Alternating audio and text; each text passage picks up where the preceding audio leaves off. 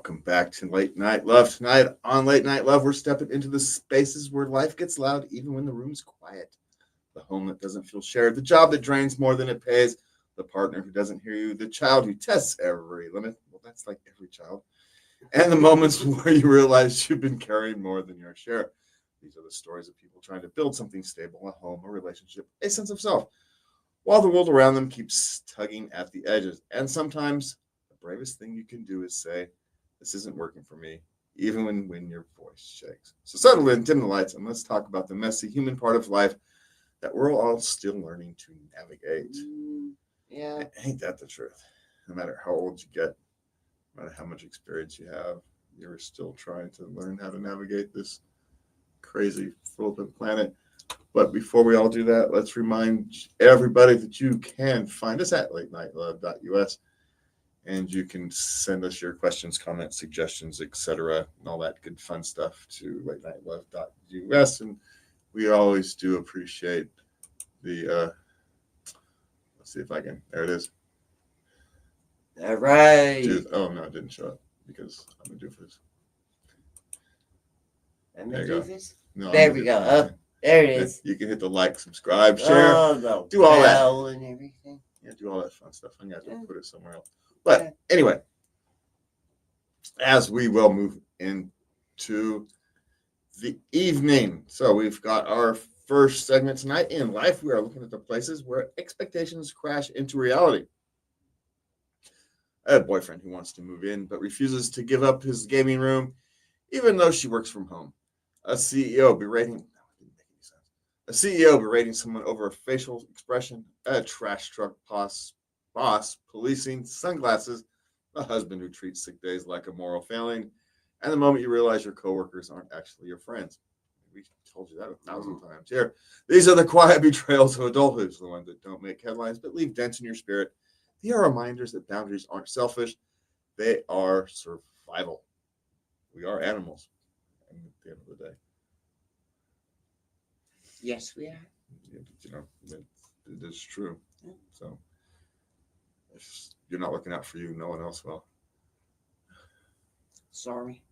Yeah. Now, if you're willing to look out for you and other people, they will look out for you. It's a mutual beneficial relationship. That works. And it doesn't as well. That surprisingly. And the looking out for part is different in every relationship. So find the mix that works for you. All right. You ready? Yeah. All right. Well, the first one was one that you had a question about. My boyfriend wants to meet me, but won't give up his gaming room. Okay, she works from home. Uh-huh. Her spare bedroom is her office. Okay, so it's an office, not a spare bedroom. And he says, yeah, I want to move in, but I want your office as a gaming room. The spare room is my gaming room. Sorry, you want your gaming room, you're going to have to set it up in the garage of the living room like everybody else. Yeah. That's just how it is. And if he's not mature enough to do that, then, yeah. We had an issue with that happen in our very own house. We had a first-time father who just was, no, I am not moving my gaming out of my room. To very quickly after the baby arrived, all of a sudden he's in the bedroom. He's in the living room gaming. No fanfare. No. Nothing. Just very quietly. Yes, he wants his gaming room in the thing because he's used to having a gaming room. He's used to He's used to having that place. But the reality is, you don't always get that place. Hopefully, you've got a garage and you can just let the garage be his. Do with it what you want. Like turn it into a man cave. Yeah. And let them do it in the garage. But if not, suck it up, Buttercup. You get to go play in the living room like everybody else. Just like every other compromise you have to make. Yeah. I don't have much sympathy for him in this particular context. I don't either. No. So this is compromise. Yeah. This is name of the game, buddy boy. Yeah, you either get the living room or a corner of the bedroom. Take your pick. Yeah. That's what you get. So take the living room. Negotiate. Take the living. Take the living room and Yeah. let her understand that, when you want a game, that living room is essentially your gaming room, and she's going to have to either go recreate in her office or in the bedroom. Yeah. That's the compromise she has to make as well. Yes. Yeah. So everybody compromise. That's why the best thing is build a man cave in the garage. Go knock yourself out. Do whatever you want. Everybody's happy. It worked for Grandpa. It's worked for men throughout the history of time. Go work out in the garage or the barn or whatever it is. It's been what it's been. So She ain't here. yeah, as long as it's not a fight, then it's not a problem. Yeah, so there you go. So he's just gonna have to suck it up. Yeah, sorry, dude. You're just gonna have to suck it up. You can tell him we said that. Okay. What made you realize coworkers aren't your friends? I just always knew. Yeah, somebody told me. I don't know. Somebody told me that I believed, and My mother. I don't know who it was or when I it was. watched my mother. She had coworkers, and then she had some of her coworkers were close friends too. But in this modern age defense, we were working at 13. At our age, we were doing paper routes at 10. Let's see. No, my first job, well, babysitting, but my first outside of the home, I was 15. Yeah, but they don't do that anymore. Not really. We had paper routes at 10 years old, right? Well, not you guys out in the middle of nowhere, but No, you worked at the Dairy Queen. not at 10. Well, you could Oh, do at 10? Oh, at 10? The only thing you could do at 10 was be a paper boy. No, the only thing at 10 I could do was try and get money out of my mom for chores. No, we got to be a paper That boys was at 10. like, Send 10 years old. Send 10-year-olds. We said, this is what it was like in the, I guess I would have been late 70s, early 80s. You'd send 10-year-olds around to collect money from adult strangers' house, knock on the door and say, give me your money for the newspaper for this week or this month or whatever it was. yeah. Yeah. How crazy it was. Different. Yeah, go knock on every other door in the neighborhood and ask them for money. And while you're at it, you might as well knock on the ones that you don't have and ask if they want to sign up for the newspaper, get yourself some more money. Like, why don't you go knock on that white van with the blacked out windows? Yeah, sure, go ahead. Knock yourself out. But we all survived. I know. Yeah. And we laughed, but it's because we laugh because it's both strange and it's strange and it is funny. Yeah. Because you can't do that today. No, because we lived in a unique time in history. We really did. Right, unless you were in New York or LA or someplace, everything was still relatively small town thinking. And so we lived even in someplace like Sacramento, where it's wasn't necessarily a small town, but 100,000, 150,000 still was a small town. So, I mean, metro area. Yeah. I'm not even talking the city of Sacramento. That's the metro area side. So you're still small town-ish. But anyway. All right, what's next? Did we even answer that question? Yeah, we just knew. We learned young. We learned young because we had the opportunity to learn young. So let's get people who are going, when did we learn this? Well, we learned young. But for those of us who today who don't really get the chance to experience, guess what? Let school be a microcosm of life for you. People who will pretend to be your friends who aren't. People who you barely recognize will be the best friends of your life. And the trick is to figure out which one those two are. That's good advice. That's a good analogy. High school. It's no different. It really is. It's no different. Mm-hmm. Someone you think is your best friend will stab you in the back if the guy is cute enough or the girl is cute enough, right? Just well. Same thing. If the promotion is good enough, they'll stab you in the back. So, right? But then there's others who will help you just because They like to help. And those are the people you want to keep around you. So, okay. I brutally shut down a coworker I really liked at work. And I can't stop thinking about how I handled it. Okay. Why did you do that? He got mad at her Well, and he just went off. well, you hope you learned a lesson is the one thing. But here's the thing to do anytime you do this, right? You kind of go off the rails. You go in, you do your apologies with no expectations, and you move on. Yeah. And you let them control whatever happens afterwards. Absolutely. It's the way you deal with this essentially anytime you come across this. You know, I handled that really poorly. I was a moron. Well, you go tell them that. You apologize, no expectations of anything, and you move past it. And if they're receptive to your apology, you can give a small token of apology, take them to coffee or whatever is appropriate in your social circumstances. You know,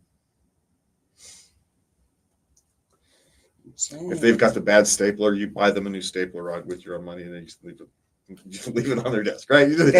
Something goofy, assuming that they actually accept your apology, right? Some people have got like the, there's a bad in our office, one of the tape dispensers is terrible. It's like the world's worst tape dispenser. You might as well not even use a tape dispenser.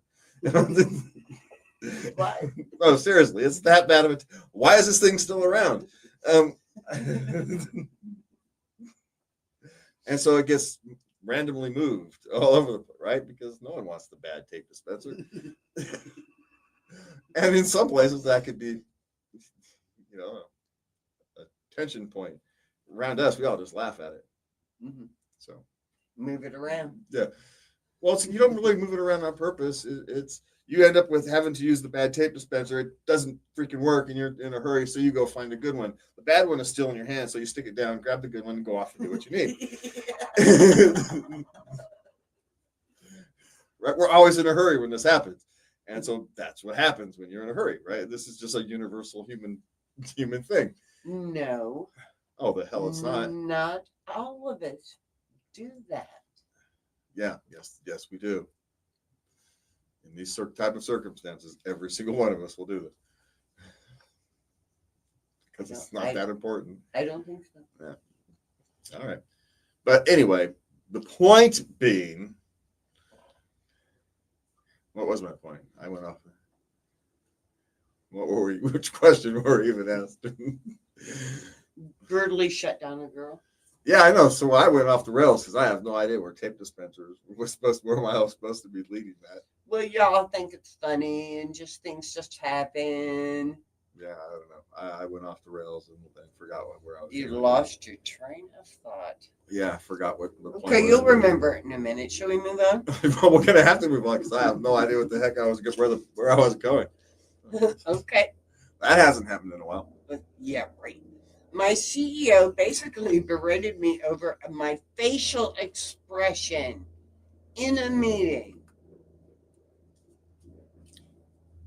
Basically berated you or actually berated you? Basically. That doesn't sound like the same thing. Made a comment. Yeah, well, were you paying attention? I know some people have like resting bitch face. Yeah, some people have that kind of thing, and other people have. You live with one. Yeah. And other people have all kinds of they'll have a goofy smile when they're kind of resting. There's all kinds of resting faces. Yeah. And sometimes some of us aren't good at having the faces that we think we do. And so your face could have been we'll call it an extremely dismissive face at the moment when what you were thinking was showing on your face. And there are times when you have to be better at not doing it. So, but here's the thing: just move on. Don't let those things worry you. They are what they are. But it's hard sitting in a meeting for 45 minutes with a slight smile plastered on your face. Oh yeah, try doing that when you're having to sit in the background of on a TV show or the person next to you or something, or on a panel that's being recorded, so it's going to be put on air every day, and you're the person in the middle of the thing, and the people on the other sides of you are taking forever, and and you've got to sit there and look interested, even though the fact is you've completely lost what they're talking about because you don't care. And I am not interested in any of these things that they're talking about, despite the fact we're all allegedly talking about the same topic. That's what I put. What do you tell the people who are on the panels just to get to the freaking point? You don't need to justify what you're up there for. You're spending half, 2/3 of your time justifying why you're on the panel. The people in the audience assume you have the qualifications to be on the panel. Keep it short. You don't need to do that. Just hop into your presentation. There you go. Let your presentation speak for itself. Yeah. Drives me crazy. Anyway, and you have to sit there and pretend that you're interested.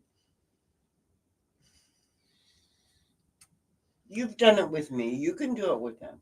Yeah, and of course you can't even look at the presentation because you're the one in the middle. The presentation's on the screen behind above your head.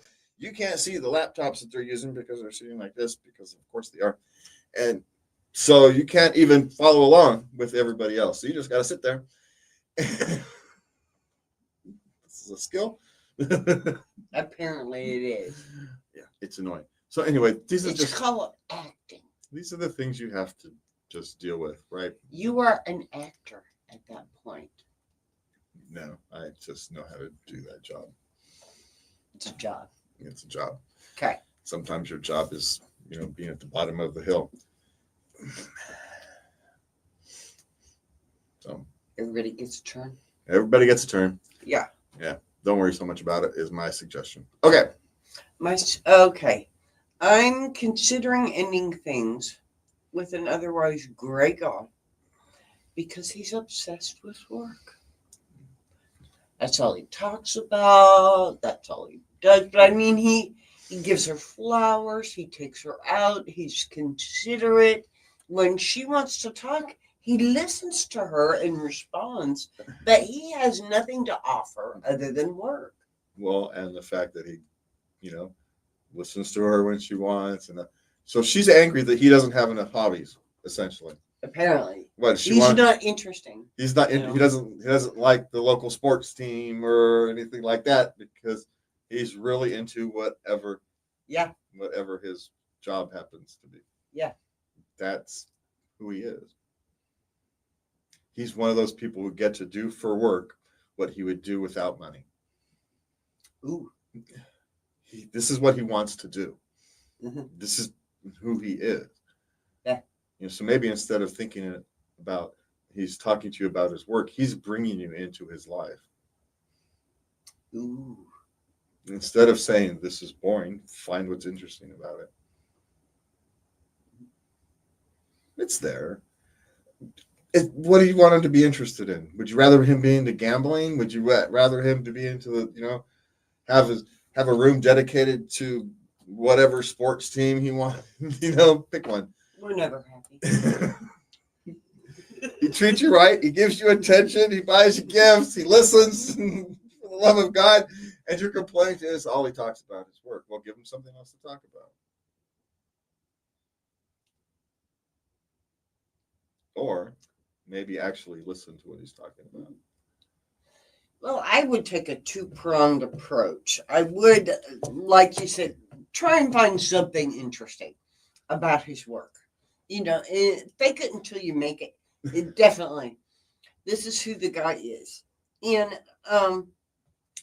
the second prong, I would find a common interest. Even bowling, something. Yeah, he's got some other interest that the two of you can share. Yeah, he's got something other. He's got some other interest. It's just no one's ever bothered to feed it before. This is the only thing that has ever been fed. Yeah.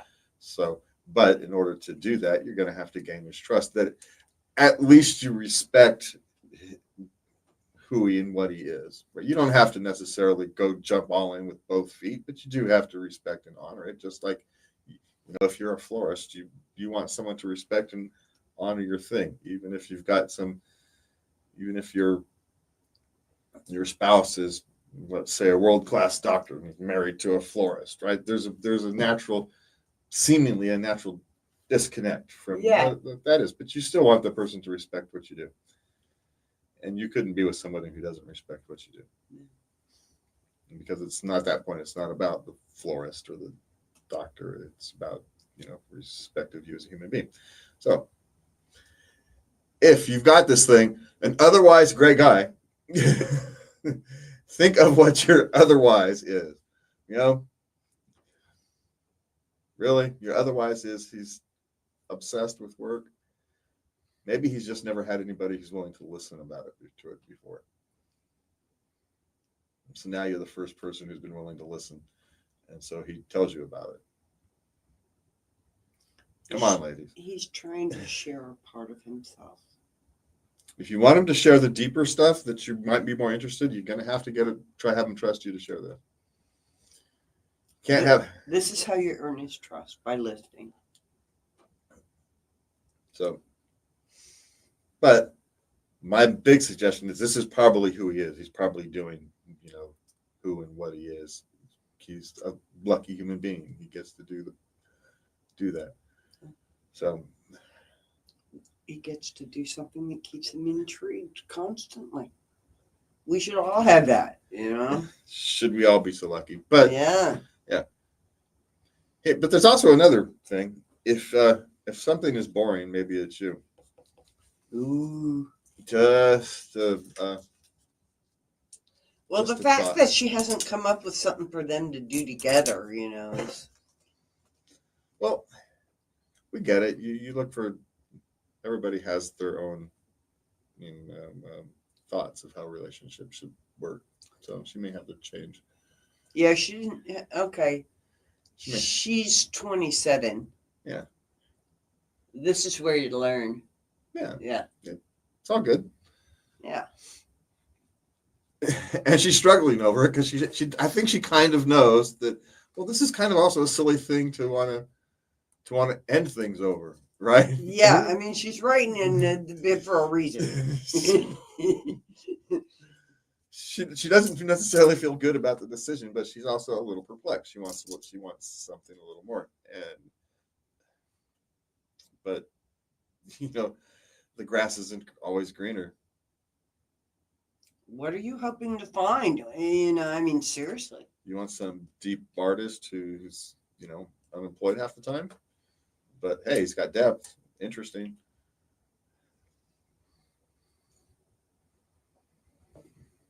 To go, we're going to go find the guitarist just playing guitar. There's lots of interesting people, but are they the otherwise great guy?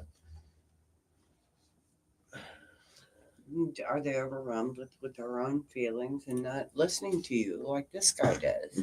I just, but he's boring. Yeah, will be a time in your life where you will want boring. Trust me. So, I'm just saying. Haven't you had enough with excitement in your life? You're 27. She's at the tail end of it, right? Yeah. She's not quite 30 yet. Okay. It's like the woman's midlife crisis is right around here. It's all good. It's not even the clock ticking thing. It's just that your body is reaching the end of, I can no longer do what I used to do in 4 or 5 years ago. Let's want to get, while you still can. It's a natural human thing. Athletes right around this time. This is their prime athlete years, right? You don't want to spend it unexciting. Yeah. Yeah. But of course, you've got to remember about future you. Don't do like me. Future me's got it. He's fine. Don't worry about it. No, you probably want to think about future you with a little care and compassion. At least more than I do. He's fine. He'll get it. He'll figure it out. It's not a good plan. Future me does not like me very much. Current me very much at all. And past me was a jerk. Where you were a little inconsiderate. Historical me is a real total jerk. That's being nice. So, I don't know. All right. What's next? Okay. Boss told me sunglasses obstruct my view while driving. He's a truck driver. He's a Yeah. garbage truck driver. This early morning, the sun comes up. He's blinded. Yeah. And he's not allowed to wear sunglasses. Because oddly enough, especially in those hours when you go in and out of shades, sunglasses actually can make it harder to see. Your boss isn't wrong. Now, maybe, there's ways to deal with that. I don't know. But especially since you're driving around on streets, right, where you come in and out of shadows, the glasses make it harder to distinguish between a shadow and a thing. Yeah. Especially with people wearing gray clothing or green clothing or things that blend in easily. Mm-hmm. Which, gray cars, dark gray, black cars that are also popular. What can blend into shadow if sunglasses are on. That you would see if your sunglasses were off. So that's what visors are for. So, and I get it.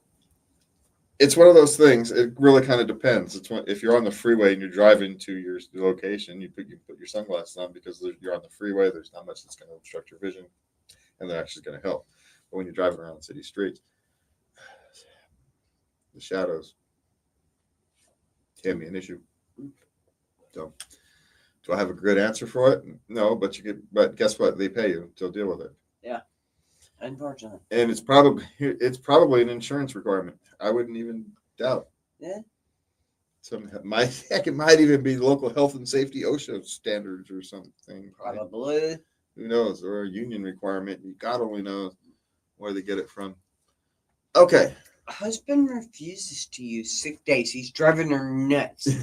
Says it builds credibility when he really needs the time. Well, it means you have them there when you really need the time, but there is a point where, and I actually have this problem as well, where I don't always take my days off because I like them in my pocket when I do need them, and then when I have something happen, and I could actually take time off, I don't because I'm an idiot. Yeah, I'm sure I've got 2.5, 3. I can take 3, 4 weeks off and not lose any pay between my sick time and my personal time. You're killing me over here. Yeah, of course. Did I? No. I took some. I worked half days. Ooh. What? You fractured your knee. Yeah, but I might actually need the time off later on. Shut up. This is why you make us insane. Yeah, we are what we are. What do you want from us? It's why you love us. We might drive you crazy, but it's also why you love us. Because that mindset benefits you in your own ways, in your own time. Does it not? There, my love. Well, I like it when it works in my favor. Well, of course. Well, duh. Sure, why not? So do you really want us to think differently? Just asking for a friend. All right. If life is a house, boundaries are the beams that hold up the roof. And when someone refuses to share the space, emotional or physical, it's not a small thing. It's a whole blueprint. So, for me and Lebby, have a good night. And please remember to love everybody. Good night.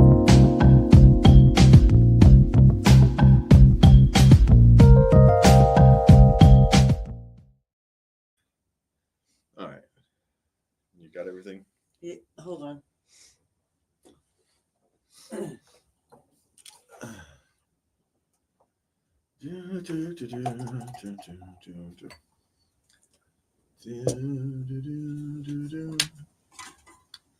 Okay. Oh, where's her? Okay, we ready? Yeah. Where's the thing?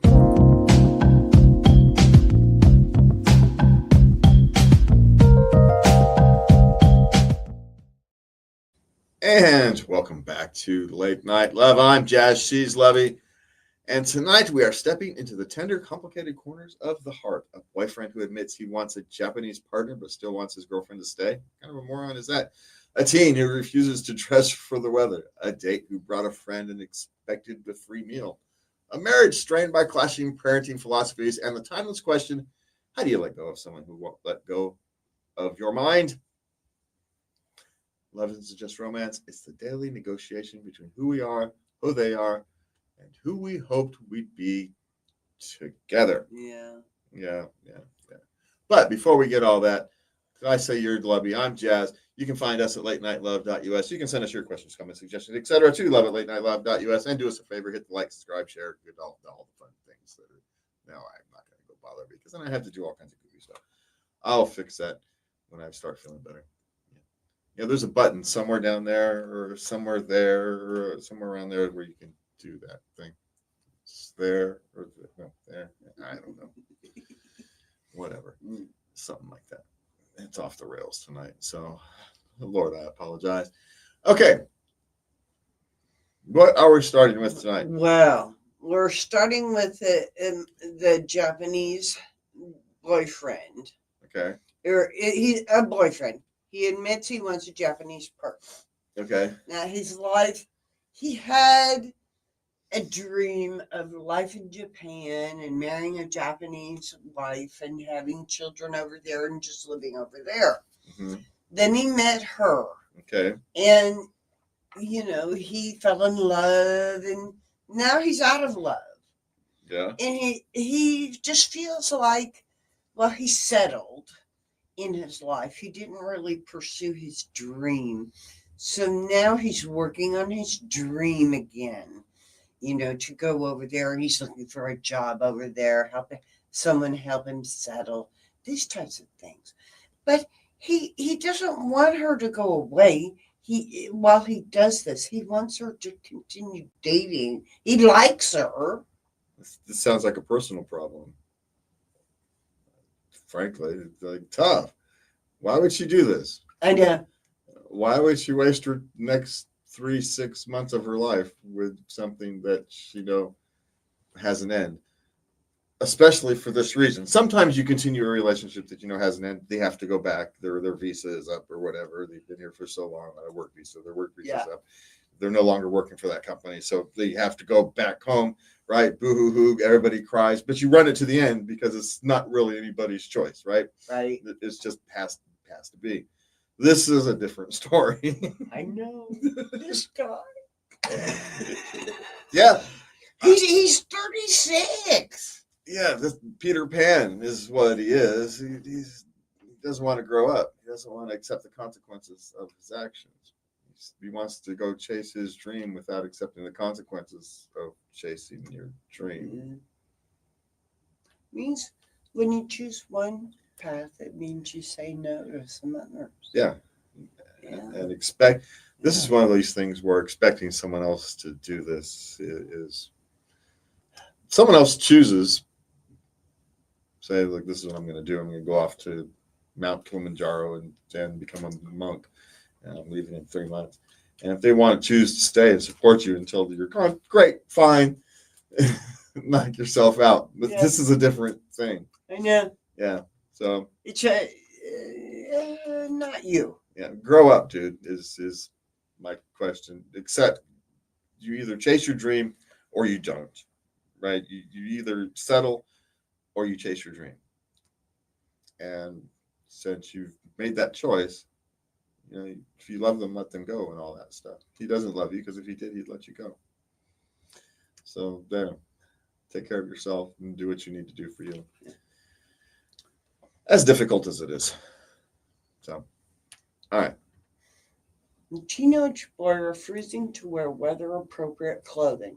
Any advice? T-shirt and shorts in winter.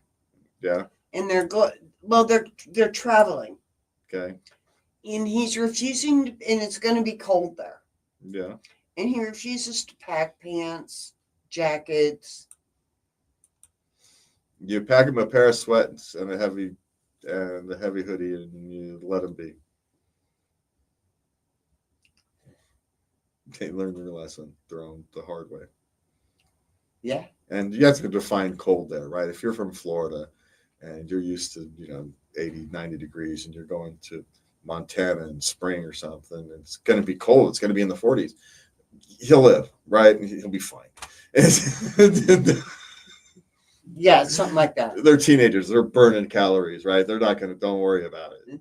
This is a time as old as you're really carrying the shorts at this point, you're really taking the sweats and the hoodie and stuff for you. Not for him, but you'll want them at some point.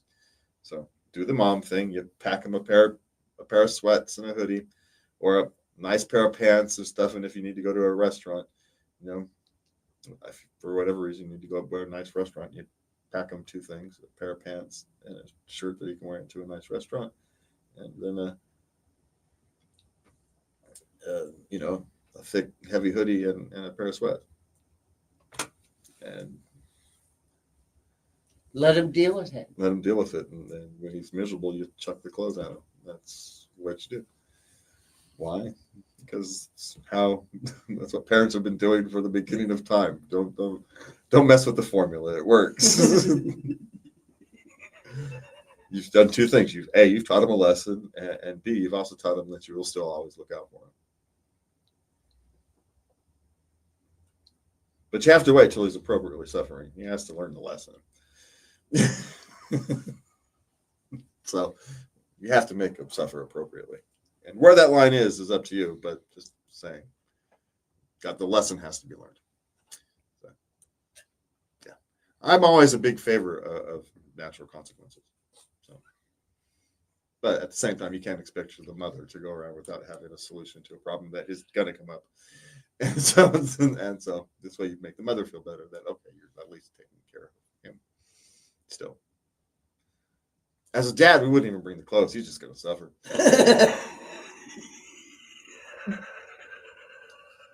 Borrow some clothes from his sister if he was good.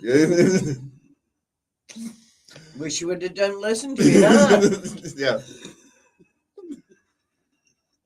Y'all are awful. Yeah. I mean, if it was really cold, we'd stop and buy him something, but grudgingly. Yeah. Oh, and he would never hear the end of it. That's worse than freezing to death. But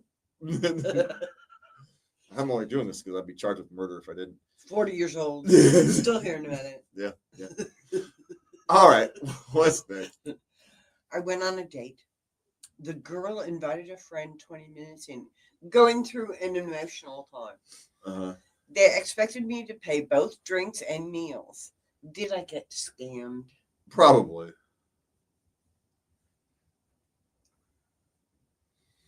But it is what it is. You just know not to call her back. It is what, Yeah. Life's like that sometimes. Forget her. Yeah. Yeah. You could have not paid for the friend's drink. Yeah. I mean, that is her problem. Yeah. At that stage, but I get why you did. You're being a gentleman. Yeah. Yep. Which is great. I don't even have a problem with it. See, I just think good guys should win. It's just, I don't like this. He did win. He learned that this is not the woman for him. That's what he learned. Okay. Lesson learned. Okay. He didn't get caught up with someone who 6 months later is going to reveal this. He didn't have to waste the 6 months of his life learning the fact that she's not worth his time. Okay. You learned it. It's a small investment for that information. Look at it that way. Okay. You got scammed out of a couple drinks and a burger. Try 2 kids in a house. Yeah. Yeah. Just saying. You got off easy, my friend. Yeah. You caught this early warning flag early. Sweet. Just think how much money you actually have saved. And 6 months of your life, at least, right? Yeah. If you hadn't done that, you'd have liked each other. You got another date. And next thing you know, you're paying her rent for a couple months. And just think about that. So before you find out that she's a scammer, so or at least selfish. Self-centered. Yeah. Yeah. Yeah. Okay. I'm at the end of my rope with my husband's parenting philosophy, but I fear it's too late to do anything about it. Now, she didn't give any details. And I mean, this could have been us, you know. I did not understand you. No. But I had to, you had been on your own for quite some time and the children were still alive, so there's evidence that something is working. So I had to keep, hands off. Yeah. And there were times I just shook my head and I'm like, well, what is he doing? Okay, just trust him. Trust him. All worked out. Yeah.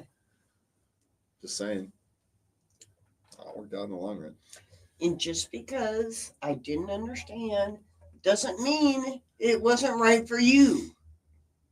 No, well, it's not just even right for me. It has to be right for the family, the time, the circumstances that everybody's in. So, and it's going to depend.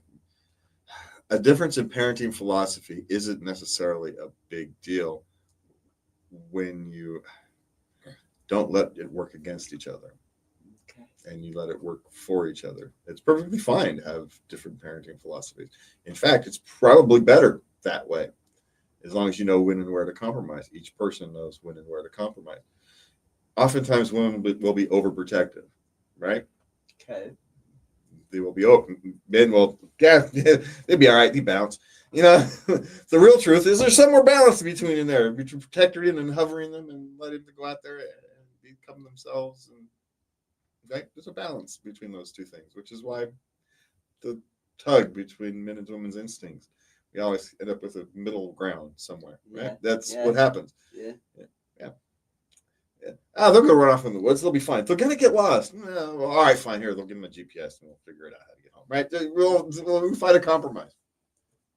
That makes neither one entirely happy, so I don't know who's being unreasonable here. We don't have any data. But maybe a little compromise both ways and show a little willingness to compromise. Actual compromise, not the pretend compromise that lots of people like to. If you do it my way, then I won't be bad. That is not a compromise. It's give and take here.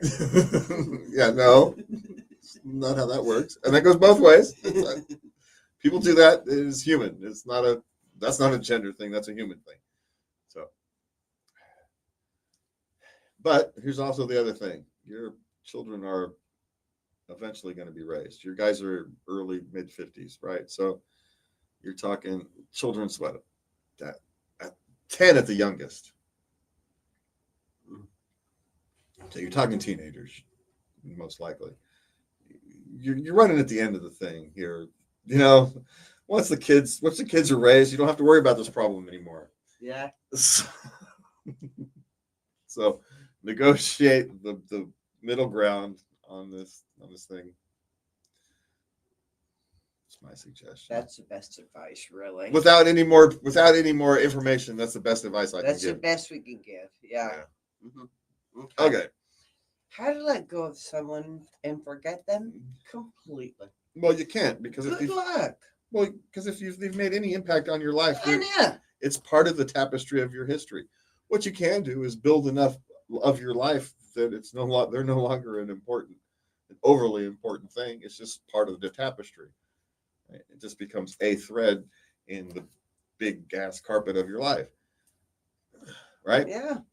It doesn't have to make it a big ordeal. But I mean, I understand if you're, just post breakup, it's going to take you a minute. I understand the desire. It's a perfectly human desire. I don't want to think about this moron anymore. Right? It was a. Oh yeah, past boyfriends have to go to the island of ex-boyfriends, where they get a bed, and they have to lay there and think about the thing that they did wrong. And that's where they live for the rest of their lives in my mind. So, how's that working for you? It's been working so far. So yeah, the best way to do this, what you're actually accomplishing is to rebuild your life so it's no longer, because what you're asking for is impossible. They were a part of your life. I Yeah. mean, and unless it was a weekend fling and you literally can forget about it, right? I mean, you said you still won't forget about it. It'll pop up every now and again as a war story. It But will. but we're assuming this is more than that. Yeah. So I'm thinking it's like just post workout. Yeah, and you're never going to forget about them completely. So build your life so they're just a smaller part of it. That's good advice. Yeah. Yeah. Okay. This one. Discussion on race and politics with teen. Uh-huh. He was looking for his keys. Uh-huh. The teen had borrowed the car. Went in, they were on his desk, Mm-hmm. and he got the keys and he saw on there a card. It said white privilege, and it's like proud owner of such and such white privilege cards. No reason to feel guilty. Yeah. How does he talk to his son about this? This is an interesting one because it's going to have to depend upon the culture that you are actually surrounded in, right? Mm-hmm.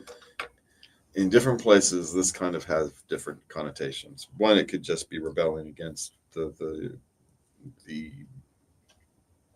and this is generally what happens, right? When you're talking to teenagers, it's just a rebellion of pop culture is the wrong thing. The local cultural influences, shall we say. Mm-hmm. So there's an overly strong push for DEI programs or whatever in a particular area. You're going to get a group of people who will push back against that just because it's their nature to push back against whatever is prevailing. Mm. Right? Doesn't matter what it is. Doesn't matter what it is. They're going to push back against it because it's the prevailing thing. Mm-hmm. Right? It can be Mary Poppins and balloons, and they're going to be against Mary Poppins and balloons. It's just going to be that way. But also, they could be living in a world that is overly influenced by the generically discussion. And so them feeling lost and disconnected have connected to something that they identify with, which in a polarizing world where we deliberately start isolating people based upon, superficial, even not necessarily superficial, but smaller and smaller details. Mm-hmm. People are going to start dividing themselves by these details. So if you have a culture that divides people by race, people are going to start dividing them by race. And guess what's going to happen? Okay. We've invited this type of thinking. Mm-hmm. Just like if you start dividing people by their sexuality, guess what? You're going to have a culture that's going to start dividing us by our sexuality. Instead of talking about what unifies us, we talk about what makes us different, and then we separate into our little silos. Mm-hmm. And because that's dangerous to separate silos too much, we gather people who appear to be close to us, except they're never really close to us, and they stab you in the back as soon as it becomes convenient. And so it just becomes a nightmare, right? We're experiencing that exact nightmare. We really are. Nightmare today, and. Mm-hmm. And then there are some who will claim to try to fix that, but it just creates its own version of that nightmare. And and so in a sense, the thing to do is to help your child step away from that. Okay. Yeah. In a sense, he's got in too deep. Just help him step away.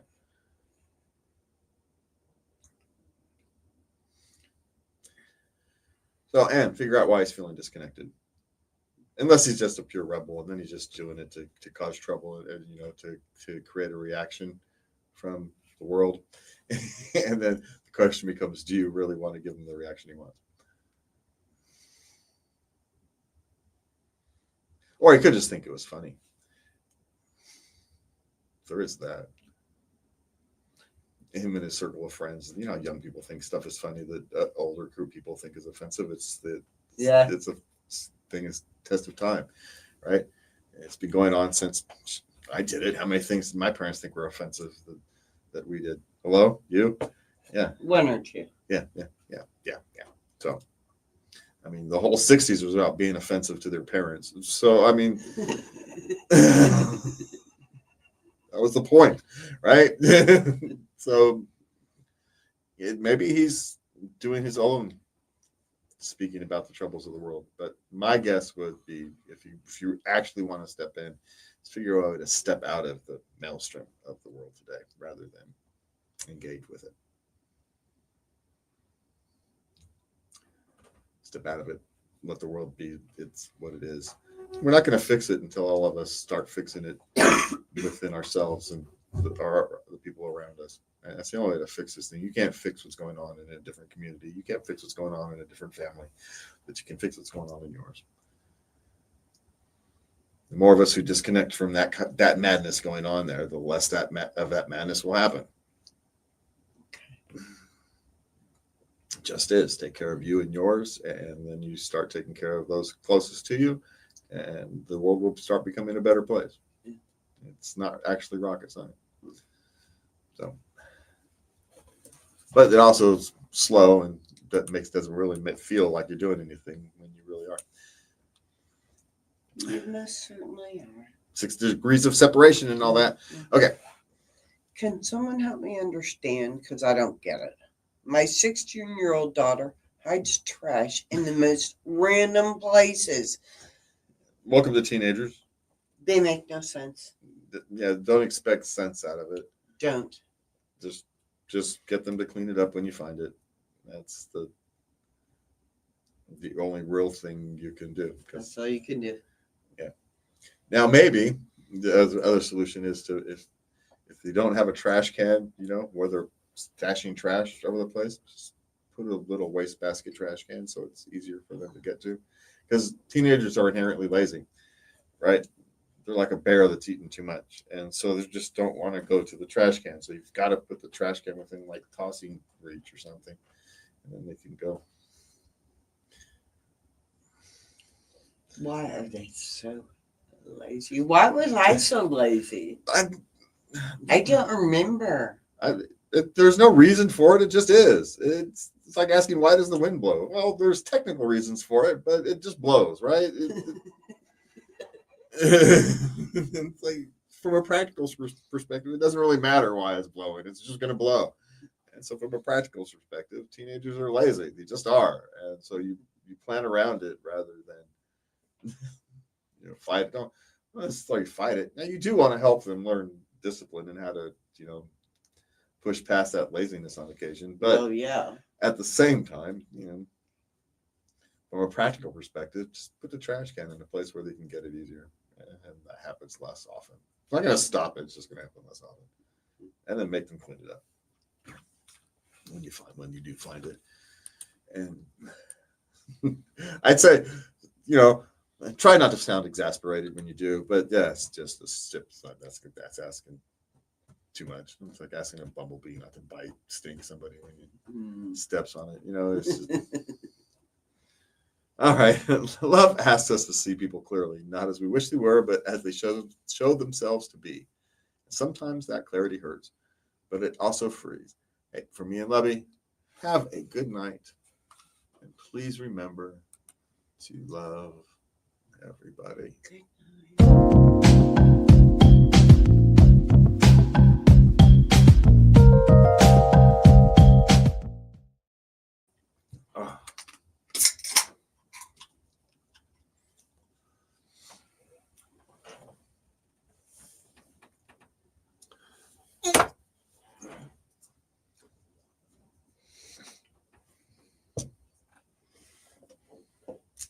Oh, I can't wait to get into this one. Uh-oh. What did I do now? No, you didn't do anything. It's this Yahoo.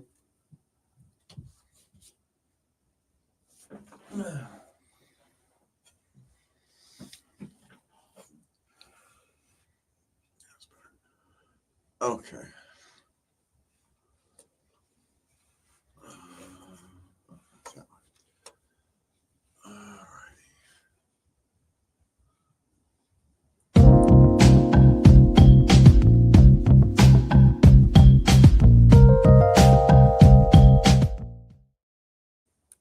And welcome back to Late Night Love. I'm Jazz. She's Lovey. You can find us at latenightLove.us. You can send us your questions, comments, suggestions, etc. to love at latenightLove.us and all that good fun stuff you can do the buttons and all that good fun stuff there. Got that done out of the way as fast as you possibly could. How's that? I keep forgetting my camera's over here. It's right there. Yeah. I keep thinking it's over there. Well, that is the main camera. There's okay. my camera. Okay, so I'm not too far. No, you're all good. You're all good. Okay. This first question. Even though when you sit that far back, it's not the camera that's the problem. Oh, all right. I'm just saying. But in tonight's stories, we're all about the delicate balance between closeness and autonomy. A young man trying to build a healthy relationship without becoming controlling. A partner who wants to stay and decorate in their shared home. Another who just wants to finish a task without being interrupted. A woman anxious because her boyfriend is always busy. And a daughter hiding trash. Oh, wait. Did we just do the thing? Yeah, we did daughter hiding trash. Did I mispaste stuff? Yes, Maybe. I did. No wonder it sounded weird at the other intro. Okay. Yeah, I mispasted stuff or something. Okay. Anyway, as we were talking about, this is the...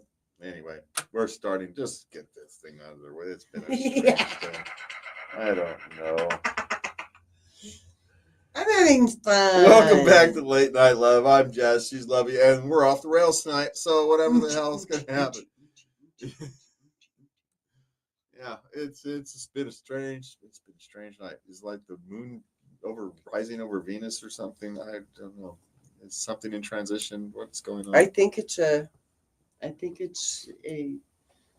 blacked out moon. It was just a sliver the other day. Oh, there's an asteroid that's coming like within 52,000 miles of Earth. Stop it. That's like a quarter of the distance between here and the moon. Stop it. It's not going to hit us. But yeah, they only saw it like a week ago. I know. Yeah, knuckleheads. This is what happens when you don't have the right space budget. It's a big ass sky.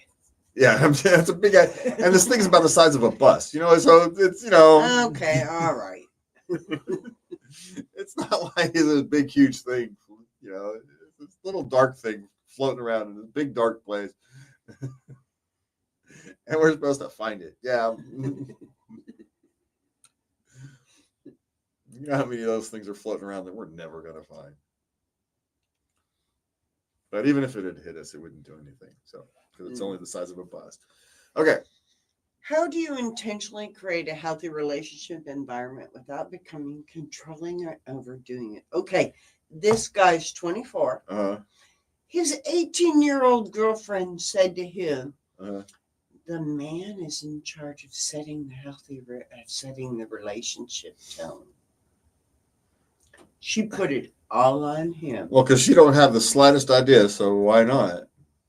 She's 18. Now, maybe she's one of those people who thinks she wants a traditional relationship, which I suppose is fine. And so she generally believes that. Maybe she was raised a Jehovah's Witness or something. Yeah, right? These type of things. And so she genuinely believes that, which is fine as long as you accept that role.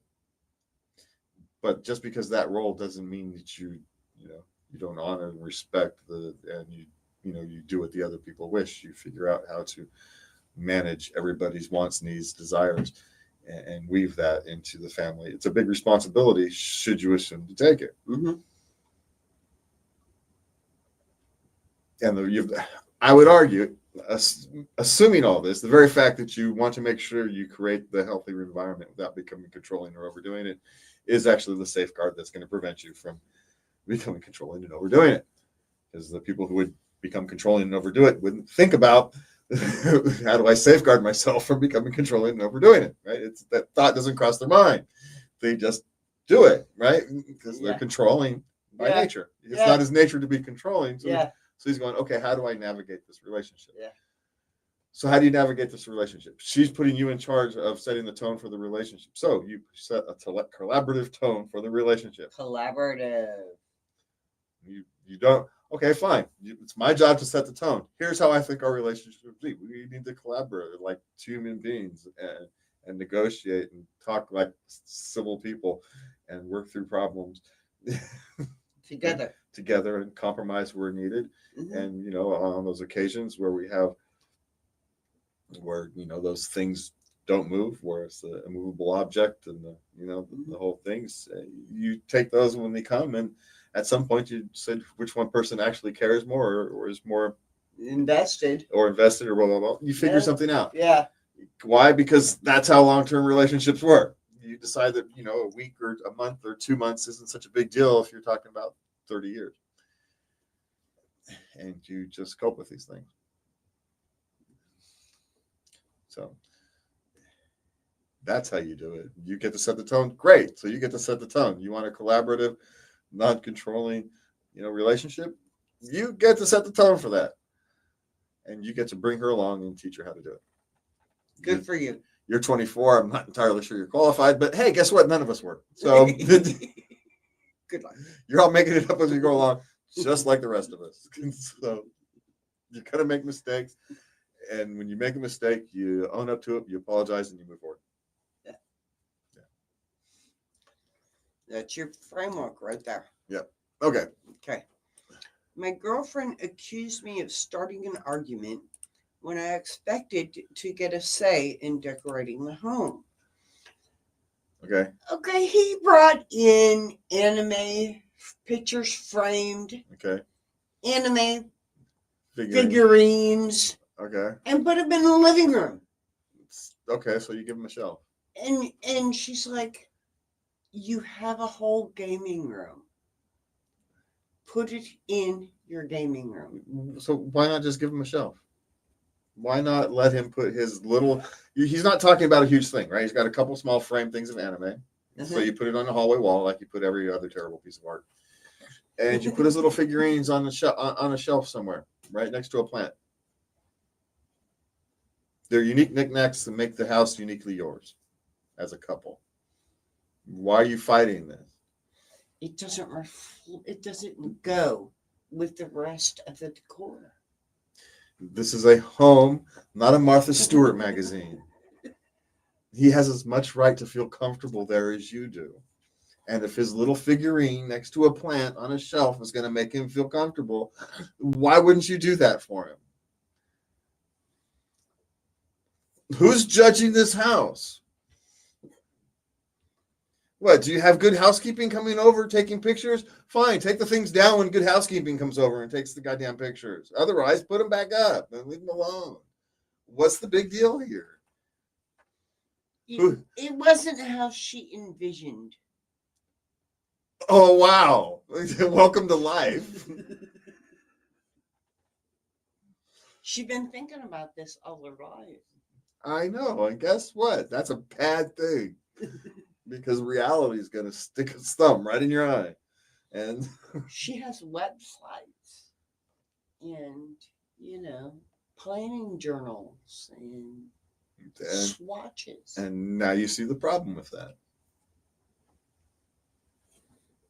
Because now reality has interfered with your utopia.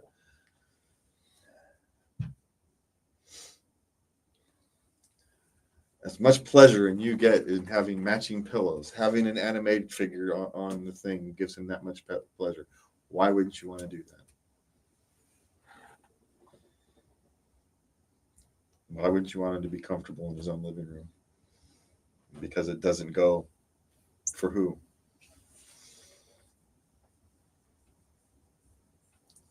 Put it somewhere where you don't even notice. He'll accept over in the corner on a shelf. He will. Yeah. Lots of people have eclectic decor, so there's nothing wrong with it.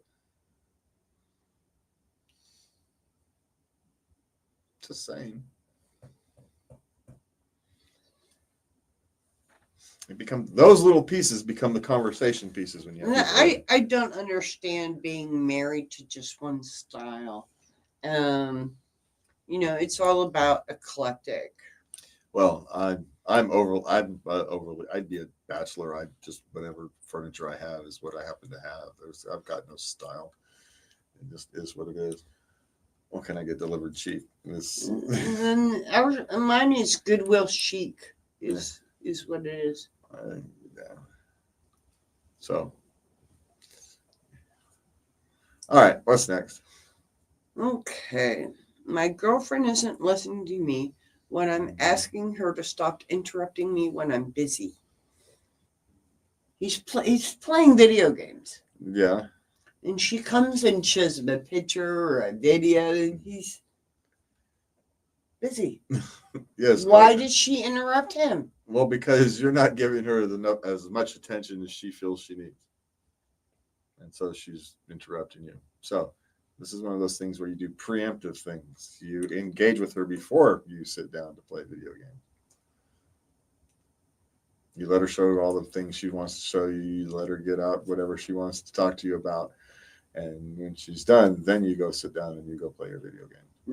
And after she's kind of exhausted herself. Mm-hmm. That's the way to do it. You do this with me constantly. Yeah, most men have it backwards. They do it backwards. Right? You want to get their video game playing in, and then they'll go give their other significant other attention.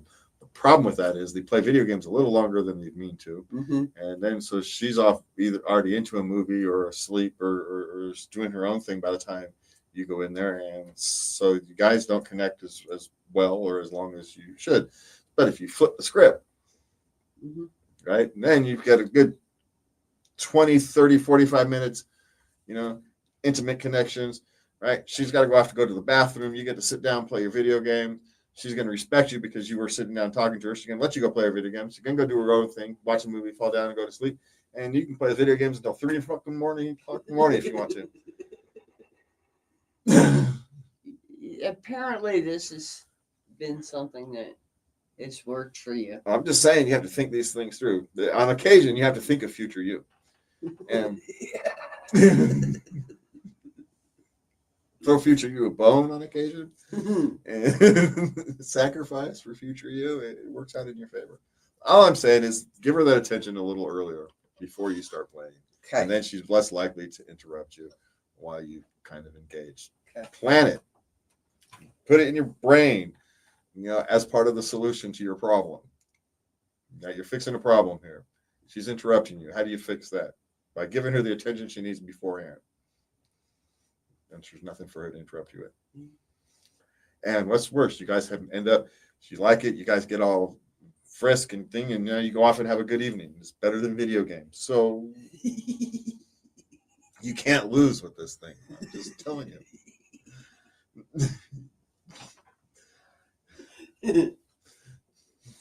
Right? You either get to play video games or go Netflix and chill. You're winning either way. Okay? So I'm just saying, and it's not like most men don't mind giving their partner time that they actually want. It's just when that time is. Well, plan it in your head to give the time beforehand. That's all I'm saying. All right. This is the flip side. Okay. My boyfriend is always busy, and inconsistent, which makes me anxious.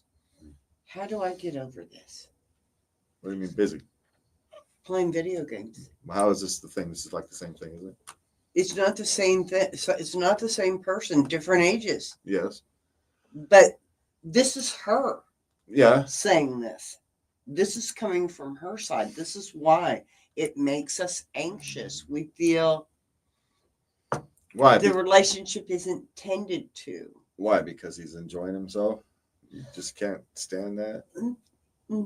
No, it's just, we never know when it's going to end. You're investing all this emotion into this game. Hello, we're standing right here. Okay, we're investing emotion. We're investing emotion into the video game. That's completely ass meaningless. We know it's completely ass meaningless. That's the point. The video game is to check out of the real world for whatever reason, whatever your stresses are, money, work, finances, spouse, family, health, whatever stresses you're having, right? They get burnt out through that emotion we use and invest in video games. It's the same thing when you invest in a sports team. Right? Whatever stresses you have for that Sunday or whatever it is, you get to relieve that stress. Right? You check it. The world doesn't matter for those 3 hours or half a day or whatever. Right? Screw it. That's tomorrow's problem. Right? You've gone full in, jumped full into this thing. And so what are you anxious over?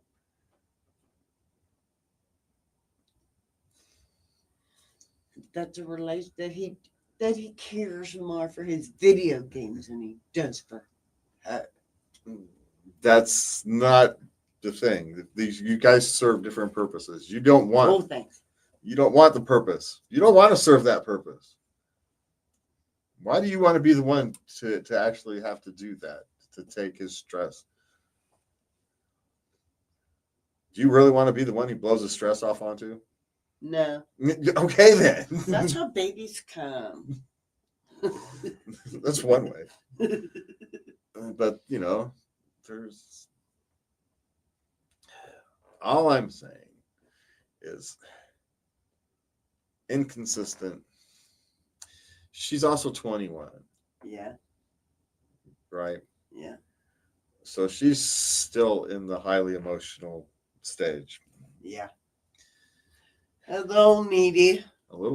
Which is fine because Yeah. Because at 24, we still don't know how to necessarily grant those needs in a way that satisfies both them and us, right? Men and women. We don't.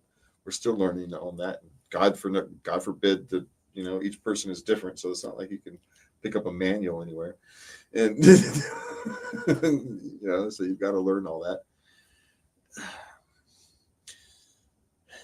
So I don't know. It's the same, but what is she going to do about it? How does she get over it? Do you want to? Is the question, I guess.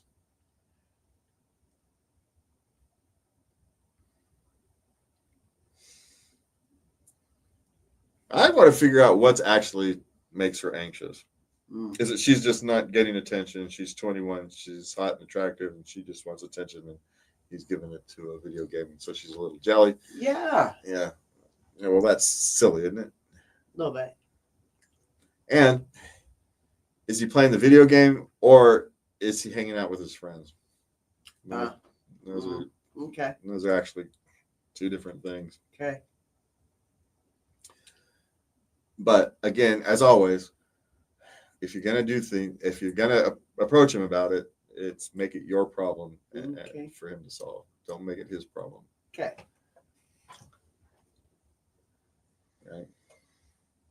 That's if you're gonna approach men, especially young men, because they don't, you have to work off the instinct instead of experience. Right? You're feeding their instinct. They don't have the experience yet to know what you're actually asking. I feel for young people, right?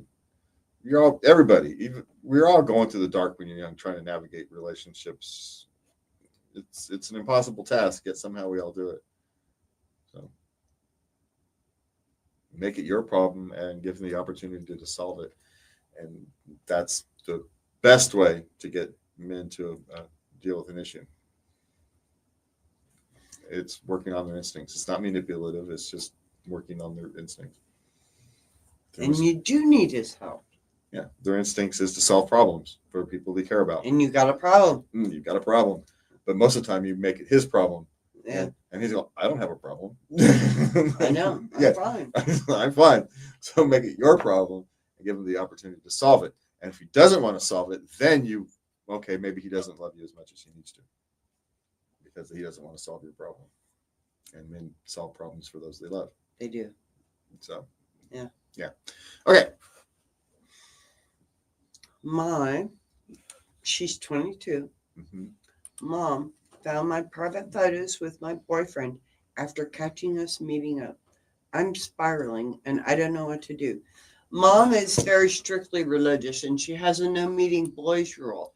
You can talk to them, but you can't meet them. She's 22. What the hell does your mother have to say about any of this? I know. Are you living at home? Yeah. Okay, but even still, here's the thing. At this point, you're just gonna have to become your own person and get a roommate, go move in with your boyfriend, something, and so your mother can no longer control your life. You're 22. I know it's difficult out there, but that's the solution. It's really the only real solution. Sorry. Because your mother's not going to change who she is in a short period of time. She may change who she is over 4, 5, 10 years, but not over 3, 4 months. So You need to have a life, hon. yeah, you need to stand on your own 2 feet. Yeah. It's time. You can do it. So maybe not even. Obviously. Don't move I mean, you've already made, forays into the adult life. Come on. Yeah. So and You can navigate it. maybe not even moving with your boyfriend. Go find a best friend or two to go move in with. There you go. Sign short-term leases. Yeah. 6 months at most. Yeah. Find a month if you really can. Yeah. But just so if you're that way, if you have bad roommates, you can get out of it quickly. That's the reason for that. Okay. Okay, now we have 2 intimacy questions. Okay. My fiance, she's 30. Okay. Told me she never actively wants to have sex with me. He's 32. Okay. She just doesn't have a high sex drive.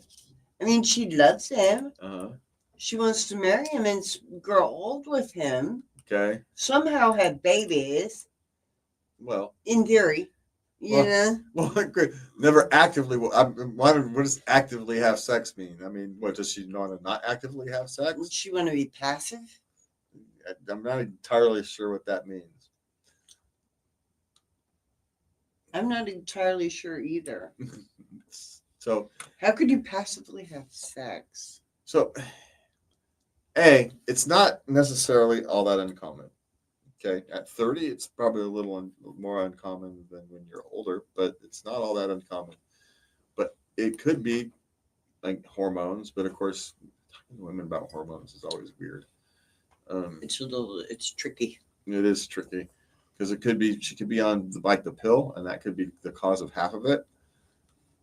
But of course, having that discussion feels like an insult to who she is. I know.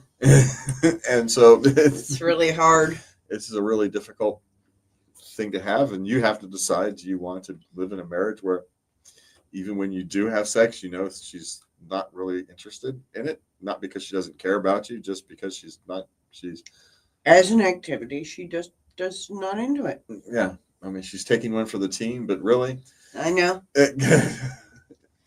Only if you're gonna give me a baby. Man, it makes a prostitute seem fun, right? I know.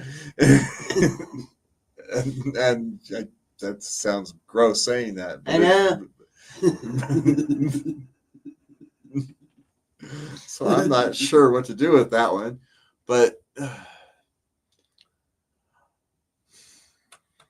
I don't know. This is one of those things. If possible, I ask her to run through a hormone.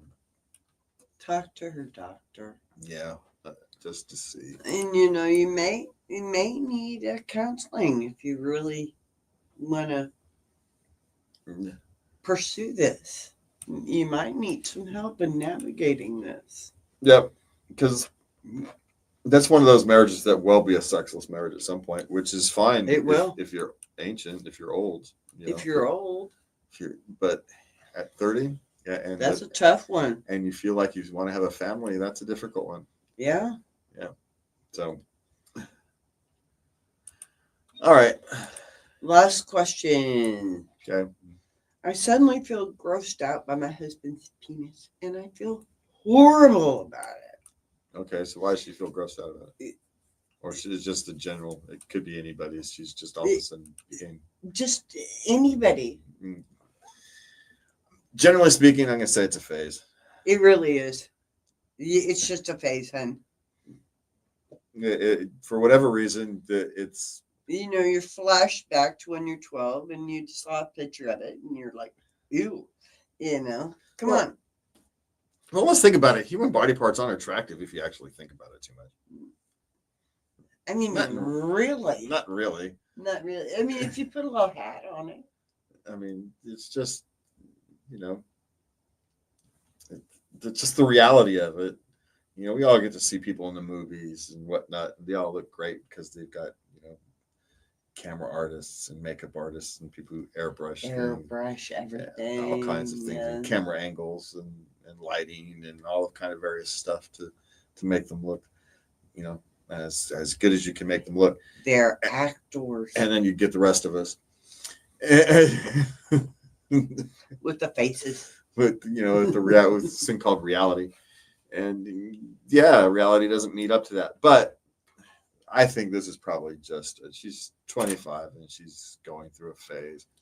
I mean, the fact that she feels horrible about it means it's not like she's out of love with her husband and now is just turned off by him. No. She's just going through a thing for whatever reason.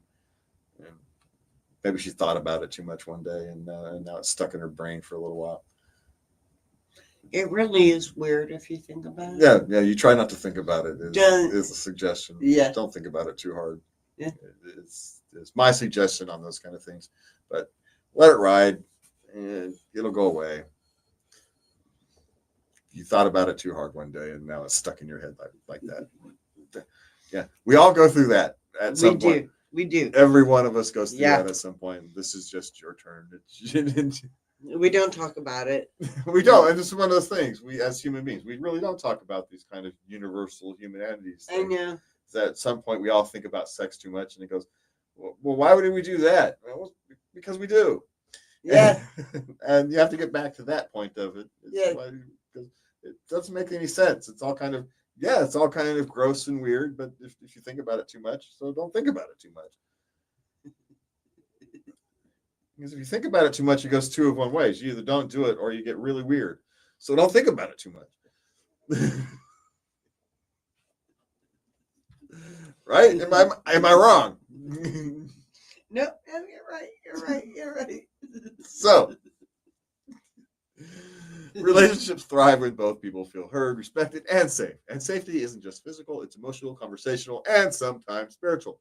When we honor that, connection becomes possible. As we close the night, remember this. You deserve rooms where your voice matters, relationships where your needs aren't treated like inconveniences. I can read what's on the screen. Mm-hmm. And a life that doesn't require shrinking to fit someone else's comfort. We're all learning. We're all stumbling. Have a good night. And please remember to love everybody.